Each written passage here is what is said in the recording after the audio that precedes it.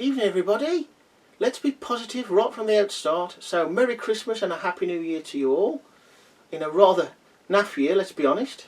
But this, getting straight into it, is a Meccano number 2 outfit from 1931, which I reviewed 4 years ago roughly.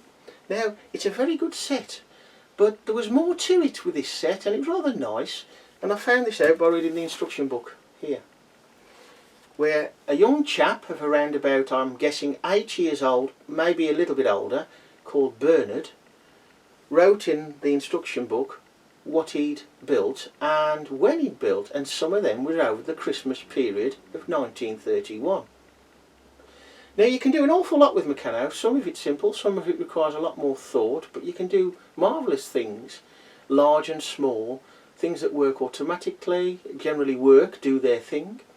And I've had a bit of thought, and it's not perfect, I know, but I know this is pointing out the obvious. You can't see it, can you? Well, this is my model of an almost invisible time machine. So what we're going to do for this first part in this Christmas special, we're going to use this almost invisible time machine. Why is it almost invisible? Well, you can only see the holes. So we're going to go back to 2016 and look at the story behind Bernard's models of Christmas 1931. And we have to make some assumptions to make it into a story, but I think it's pretty right, I think. I'm guessing. Now, I don't know about you, but I was like this. When I was a kid, I had books and I used to put my name and address in them, that sort of thing. And I remember one model railway booklet, and I used to write it like, I want this made, I would like this, and all that, and that sort of thing. Of course I was very young, I was about 35 when I did that now. But here we are, we've got the instruction book again. And when you open the page, inside cover, try not to bend it too much. I know the lighting's not brilliant, there we are.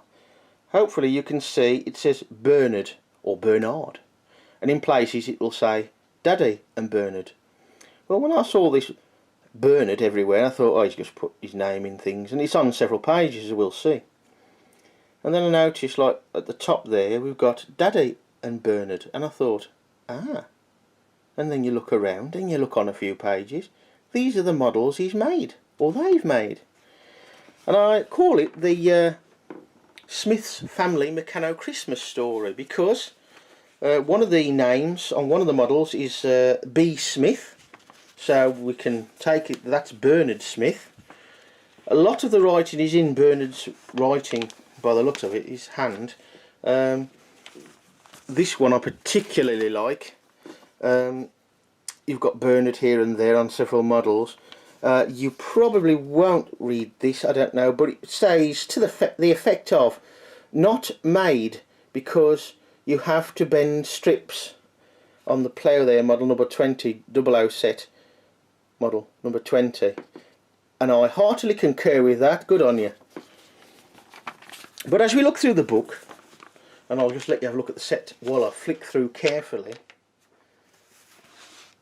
we've got plenty of models. The more simple models have been made, of course, more often and more of.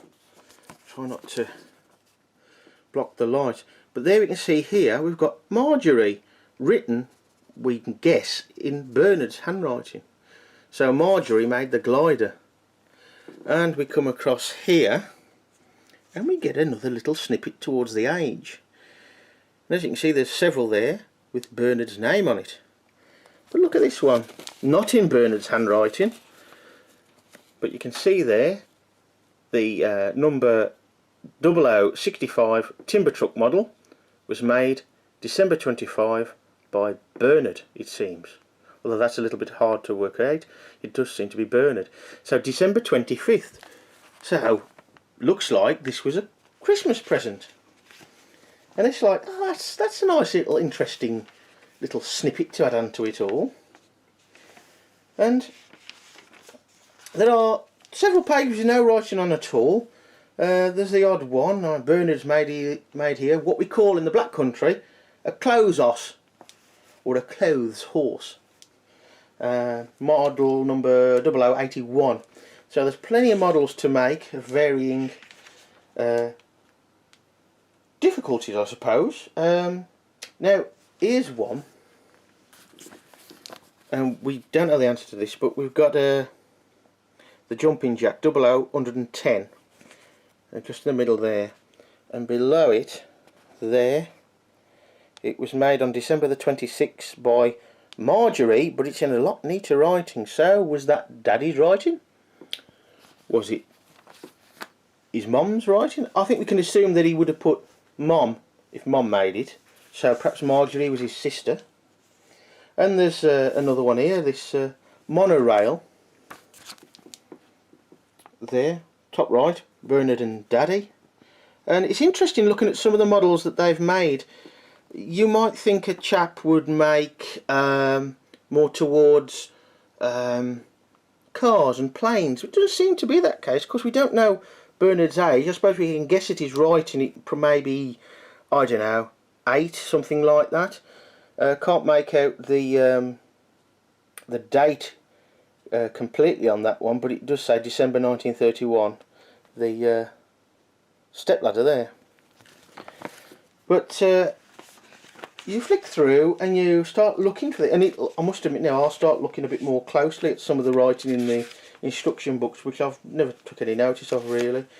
But we look through, there's plenty of pages that aren't, the models haven't been made, and then you look at some other models and it does appear that December the 25th they did make some models, and December the 26th was a very busy day indeed. Lots of models made on those. The last entries is something in January, early January. I think it's the 6th of January. Well, I'll confirm that when I get to it. But there is, here we are, another one for December the 26th with neat handwriting. We've got these zero set scales, model 127, just there, and quite neater writing, larger than the neat writing we saw before, but December the 26th, 1931. Oh, we're back in 2020. Some might say that's not a very good year to pick, but anyway, we're back at the present. Hope you enjoyed that little look back to 2016, and in the next part we're going to be building and looking at the models that Bernard built over the Christmas period back in 1931. See you again soon. Bye for now.